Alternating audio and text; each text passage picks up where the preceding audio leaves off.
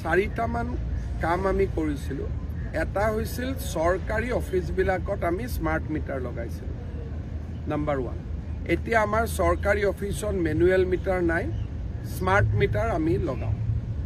তাৰ পিছত যেতিয়া অফিচ বন্ধ হয় তাত স্মাৰ্ট মিটাৰটোতে এনেকুৱা প্ৰগ্ৰেমিং কৰি থোৱা যায় যে 6টা বজাত লাইট নিজে নিজে নুমাই।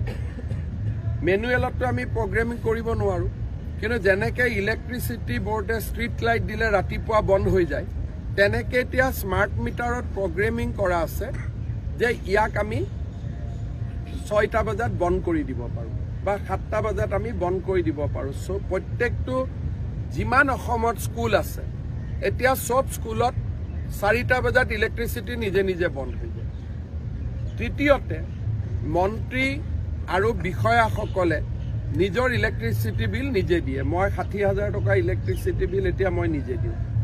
এই গোটেইবিলাক কাৰণত যোৱা 9 মাহত আমি 33 কোটি টকা আমি চৰকাৰৰ বচাইছোঁ।